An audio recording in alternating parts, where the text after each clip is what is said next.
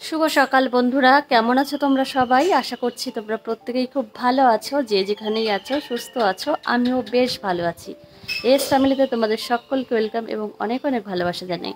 তো এখন ঘড়িতে সময় সকাল 6:45। তোমাদের সঙ্গে নিয়েই আজকের ব্লগটি এখন থেকেই শুরু করছি। তো চলো তোমরা দেখতে থাকো, আশা করছি তোমাদের খুব ভালো লাগবে। এখন এমন হয়েছে প্রত্যেক দিন সকাল সকাল কিন্তু ঘুমটা ভেঙে যায় 5টার দিকে কি 5:30টার দিকে, আর ওই সময় আবার ঘুমোতে গেলে অনেকটা বেলা হয়ে যায় উঠতে। ওই জন্য কিন্তু আর ঘুমোই না, আর সকালে যে কাজবাজ থাকে সেইগুলো করে নিই। আর সকালের দিকে কাজকর্মগুলো কিন্তু গুছিয়ে করলে সারাটা দিন কিন্তু কাজ থেকে অনেকটাই নিস্তার পাওয়া যায়। আজকে হলো সোমবার, ওই জন্য কাজের চাপ একটু বেশি থাকে। আর সপ্তাহের প্রত্যেক দিনের তুলনায় সোমবারের দিনটা আমার একটু কাজের চাপ বেশিই থাকে। তো এদিকে আমি প্রথমেই সকাল সকাল তুলসী মঞ্চটা মুছে পরিষ্কার করে নিচ্ছি।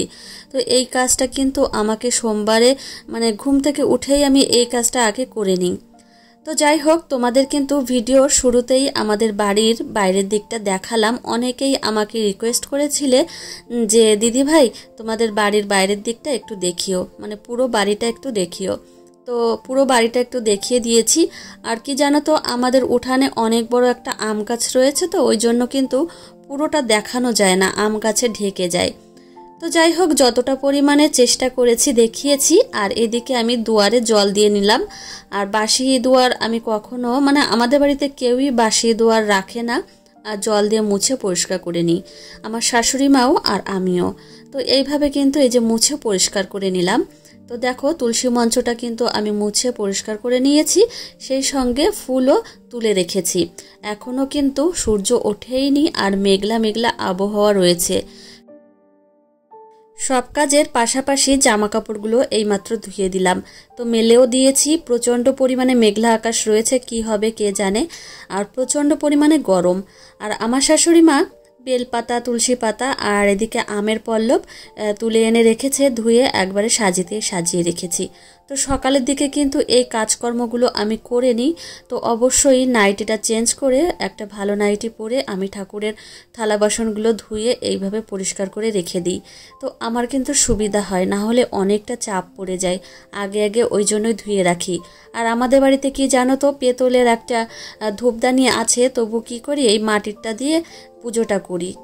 আর ওই পেতলের ওইটা না প্রচণ্ড পরিমাণে গরম হয়ে যায়, ধরা যায় না, ওই জন্য এই মাটিরটা ব্যবহার করি।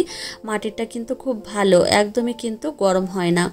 তো এদিকে আবার রান্না করতে চলে এসেছি। তো আমাদের বাড়িতে প্রত্যেক দিন তো রুটি বানাতেই হয়, রুটির কোনো বিকল্পই নেই। রুটির পাশাপাশি ভাতও করতে হয়, কিন্তু সোমবারটা আমি ভাত সকালের দিকে কোনো কিছুই খাই না, ভাত কি রুটি কি কোনো কিছুই খাই না। তো আগে পুজো করি, তারপর কিন্তু খাই। তো এদিকে দেখো, আজকে বেশি কিছু করছি না, একটু ভাজি করলাম, বটবটি ভাজি, সেই সঙ্গে এদিকে রুটি বানাচ্ছি। তো এই রুটি বানিয়ে আবার স্নান করে পুজোটা করব। সকাল সকাল ভেবেছিলাম যে স্নানটা করে নেব, ঠাকুর পুজোটা করব, কিন্তু আর হলো না। আজকে মাম্মাম না তাড়াতাড়ি ঘুম থেকে উঠে গেছে। গতকালকেও তাড়াতাড়ি ঘুম থেকে উঠে গেছিলো, আজকেও। তো আজকে 7টার দিকে উঠেছে, তো ওই জন্যই কিন্তু আর হলো না স্নানটা।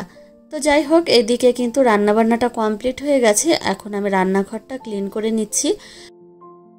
তো এদিকে আমি রান্নাঘরটা পরিষ্কার করছি, এর পাশাপাশি চলো তোমাদের একটা প্রশ্নের উত্তর দেওয়া যাক। একজন দিদিভাই আমাকে জিজ্ঞাসা করেছিলে, তুমি যখন সংসারের কাজকর্ম বা ঘরে কাজকর্ম করো তখন তোমার মামামকে কে ধরে বা কে রাখে। তো যাই হোক, এই যে দেখো, সকালে আমি কাজকর্ম করছি। আমার মাম্মাম কিন্তু আজকে অনেক সকালে ঘুম থেকে উঠে গেছে। ওকে কিন্তু এখন ওর দাদা ভাই সেই সঙ্গে ওর ঠাম্মি দেখাশোনা করছে। আর আমার মাম্মাম কিন্তু বেশিরভাগ সময় সকালের দিকে 9টা 9:30টার দিকে ঘুম থেকে ওঠে। ওই দিন কিন্তু আমি সকাল সকাল সমস্ত কাজই কিন্তু করে নিই। তো আজকে যেহেতু অনেক সকালে ঘুম থেকে উঠেছে, আজকে ওর ঠাম্মি সেই সঙ্গে ওর দাদা ভাই দেখাশোনা করছে। আর প্রত্যেক দিন দুপুরবেলা কিন্তু আমার মেয়ে যখন ঘুমিয়ে পড়ে তখন কিন্তু সংসারের যে বাকি কাজগুলো থাকে সেইগুলো কিন্তু আমি করে নিই। আর রাতের দিকে যখন আমি রান্না বান্না করতে যাই তখন কিন্তু আমার শ্বশুরমশাই মাম্মামকে দেখে থাকে বা ধরে থাকে। আর শাশুড়ি মাও দেখে, কিন্তু সবথেকে বেশি আমার শ্বশুরমশাই কিন্তু মাম্মামকে রাখে। তো যাই হোক, আর আরেকটা কথা, আমার মাম্মাম কিন্তু তেমন একটা দুষ্টুমি যে করে তেমন না। অনেক বাচ্চা আছে যে ভাঙচুর করে বা কোনো জিনিস নিয়ে খুব জেদ করে, ও কিন্তু তেমন একটা করে না। দৌড়াদৌড়ি ছোটাছুটি এই সমস্ত করে, চেঁচামেচি, কিন্তু ওই ভাঙাভাঙি এই সমস্ত কিছু করতে চায় না। তো যাই হোক, ওকে সঙ্গে নিয়েও কিন্তু আমি অনেক কাজ করে থাকি, তো ও কিন্তু কোনো ডিস্টার্বই করে না। হয়তো আমাকে নিয়ে একটু খুনসুটি করতে চায়, এর বেশি কিন্তু কিছু না। তো এদিকে দেখো, বলতে বলতে অনেকটাই এগিয়ে গেছি, আর আমি কিন্তু সকালে স্নান করে এই যে দেখো চলে এসেছি, রেডিও হয়ে গেছি। এখন কিন্তু ঠাকুর পূজাটা করতে যাব। আর একটা বিষয়, সোমবারের দিকে কিন্তু আমি একটু শাড়ি পরার চেষ্টা করি, আমার ভালো লাগে। আর মাম্মাম হওয়ার আগে জানো তো আমি প্রত্যেক দিন শাড়ি পরতাম, আর এখন হয়ে ওঠে না প্রত্যেক দিন শাড়ি পরা, আর এখন প্রচণ্ডই গরম, হয় না।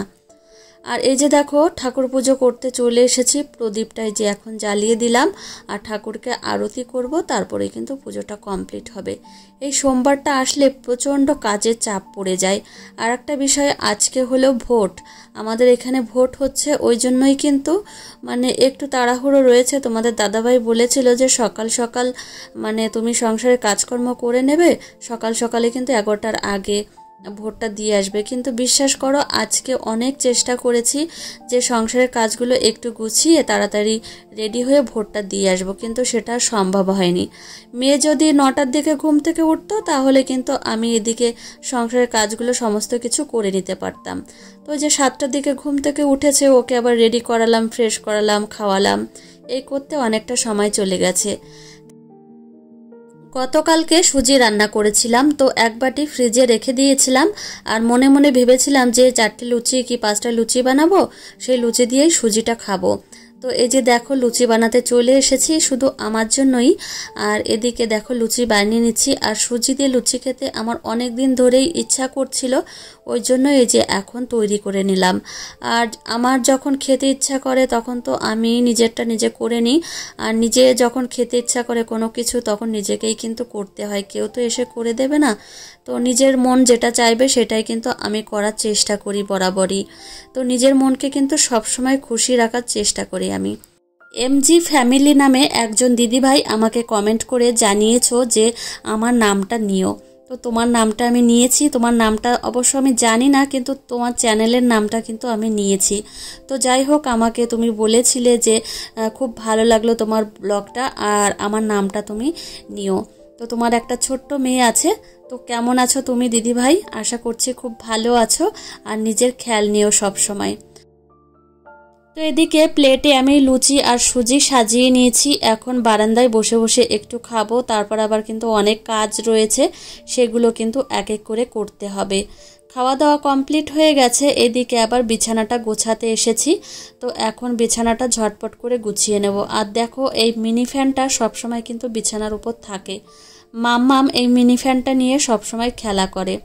তো এই হচ্ছে ব্যাপার। আর জানো তো, ছোট্টখাট্টো কাজগুলোই না অনেকটা সময় চলে যায়, বড় বড় কাজ করতে কিন্তু বেশি একটা সময় লাগে না, আর এই ছোট্টখাট্টো কাজ করতে অনেকটাই মানে ধৈর্যের প্রয়োজন হয়। ভগবান হয়তো এই জন্যই মেয়েদের এই ঘরের কাজে লিপ্ত করেছে, যাই বলো না কেন, মেয়েদের প্রচুর ধৈর্য, ওই জন্যই কিন্তু মেয়েরা এই ঘরের কাজগুলো সুন্দরভাবে সামলে করতে পারে, আমার যা মনে হয়, মানে আমার ব্যক্তিগত ধারণা আর কি।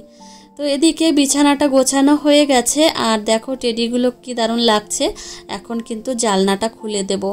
তো ঘরের মধ্যে না প্রচণ্ড গরম হয়ে থাকে এই জালনাটা না খুললে। আর দেখো আমার ডান সাইডে দেওয়ালে দুটো বাচ্চার ফটো রয়েছে, একটা নিচেরটা আমি কিনেছিলাম, আর উপরেরটা একজন ডক্টর আমাকে দিয়েছিলেন। তো যাই হোক, দেখো একদম অন্ধকার হয়ে রয়েছে বাইরেটা, এখনই হয়তো ঝড় বৃষ্টি আসবে। এই যে দেখো এত পরিমাণে ঝড় শুরু হয়েছে, এখন বাজে 11টা, তো 11টার দিকেই কিন্তু প্রচণ্ড ঝড় শুরু হয়ে গেছে। আর আমি জানলা দিয়ে দেখছিলাম, মানে আমাদের আর একটা রুমের জানলা দিয়ে পেছনের দিকে দেখছিলাম যে প্রচণ্ড ঝড়, মানে ঝড় ছেড়েছে, আর ওইদিকে মানে কাজবাজ করছে আর কি জমিতে। তো এই যে দেখো ঝড়টা থেমে গেছে, মনে হয় বৃষ্টি হবে এখনই। তো ঝড় শেষ হয়েছে, আর মেয়েকেও কিন্তু স্নান করিয়ে নিয়ে এসেছি। এই যে দেখো মাম্মাম জালনার উপর দাঁড়িয়ে দেখছে। আর জানো তো আদিশ্রী এমন হয়েছে, এখন ওর দিকে ক্যামেরাটা ধরলে কান্না শুরু করে দেয়, মানে ও ক্যামেরাটা পছন্দ করে না আমার যা মনে হয়। তো এদিকে মামামকে এখন বিছানার উপর বসিয়ে রেখেছি, ওকে আবার ঘুম পাড়াবো। তো প্রত্যেক দিনের রুটিন। আর জানো তো আমি সব সময় কিন্তু সাধারণভাবে আমার ব্লগগুলো করার চেষ্টা করি। আমি বাড়িতে যেমন সাধারণভাবে থাকি তেমনই কিন্তু করার চেষ্টা করি। তো যাই হোক, আমার ব্লগগুলো তোমাদের কেমন লাগে অবশ্যই কিন্তু তোমরা জানিও। তো এদিকে এই পর্দাটা বের করেছি, এটা প্রায় 3 বছর হয়ে গেছে, তোমাদের দাদাভাই কিনেছিল, কিন্তু টানানো হচ্ছে না আর প্রচণ্ড বড়। তো ভাবছি এটা কেটে আমি মানে টেবিল ক্লথ বা টেবিলের ওপর পাতবো আর কি। যেই বলেছি টেবিলের উপর পাতবো, তোমাদের দাদাভাই আমাকে সরাসরি বারণ করে দিয়েছে যে এটা পাতবে না, দোতলায় একটা রুমের সামনে টানাবো। তো আমি বলেছি না, এটা আমি টানাবোই না, আমি ঘরের কালার যে অনুযায়ী সেই অনুযায়ী কিন্তু পর্দাগুলো টানাবো, মানে পর্দাগুলো করব আর কি। তো দেখো বাইরে কিন্তু প্রচণ্ড পরিমাণে বৃষ্টি হচ্ছে আর আমার মেয়ে কিন্তু ঘুমিয়ে গেছে। এদিকে আমি মেয়ের নখগুলো কেটে দিচ্ছি, প্রচণ্ড বড় হয়েছে। আর জানো তো আদিশ্রীকে শনি মঙ্গলবারে আমি নখটা কাটি না, আর রবিবারেও কিন্তু কাটি নাই, সোমবার আর বুধবারের দিকেই কাটি। আর ওর জন্মবার হলো শুক্রবারে তো কাটিই না। তো এদিকে দেখো নখগুলো কিন্তু কাটা হয়ে গেছে, আর আমি কিন্তু এই ব্লেড দিয়েই কাটি, নেল কাটার দিয়ে আমার ভালো লাগে না কাটতে। তো মাম্মাম যখন ঘুমিয়ে পড়ে তখন কিন্তু আমি ওর নখটা কিন্তু কেটে দিই।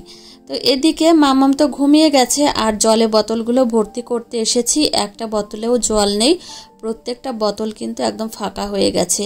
তোমাদের দাদাভাই বাড়িতে এসেছে আর এখনও কিন্তু আমি ভোট দিতে যাইনি।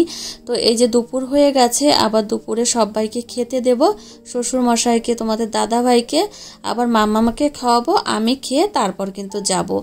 তো এই হচ্ছে সংসারে, জানো তো কত কাজকর্ম, টুকটাক অনেক কাজই করতে হয়, কিন্তু কি জানো তো ওই যে ধৈর্য সহকারে করতে হয় এই আর কি। তো প্রত্যেক দিনে মানে সময়গুলো যে কখন চলে যায় কিছুই কিন্তু টের পাই না। আর ছোট্ট একটা বাচ্চা থাকে যার, মানে সংসারে কাজের পাশাপাশি বাচ্চাকে সময় দিতে গিয়ে অনেকটা চলে যায় সময়। তো এদিকে দেখো আমি এই যে রেডি হয়ে গেছি খাওয়া দাওয়া করে, আর এখন বেরোচ্ছি। দেখো মাম্মামকে নেব না ভাবছিলাম, কিন্তু মাম্মাম এত পরিমাণে কান্না করছিল, ওই জন্যই কিন্তু এই যে নিয়ে যাচ্ছি। আর আমাদের বাড়ির পাশেই কিন্তু স্কুল, তো প্রাইমারি স্কুলেই আমি ভোটটা দেবো। তো ফেরার পথে দেখো এই যে আমি লিচু নিয়ে এসেছি। তো লিচুগুলো কিন্তু বেশ ভালো, আগের দিন তোমাদের দাদাভাই লিচু এনেছিল, একদমই টক, মানে দেশি লিচু ছিল, আর এগুলো দেশি লিচু কিন্তু একটু ভালো আছে। তো মাম্মাম দেখো লিচু, মানে মাম্মামের পাশে লিচু দিয়েছি, মাম্মাম এখন ছুঁড়ে ফেলে দেবে, মানে ও ছিঁড়তে পারলো না জন্য এইভাবে ছুঁড়ে ফেলে দিল। তো যাই হোক, মাম্মামের এটা কিন্তু খুব একটা পছন্দের জায়গা, ছোট্টবেলা থেকে কিন্তু এই জায়গায় এসে প্রত্যেকদিন বসতো, তো এখনও কিন্তু এই জায়গাটা ওর খুব পছন্দের। তো যাই হোক বন্ধুরা, আজকের ব্লগটি কিন্তু এখানেই শেষ করছি। তোমাদের কেমন লাগলো জানিও, আর দেখা হবে কিন্তু পরের ব্লগে।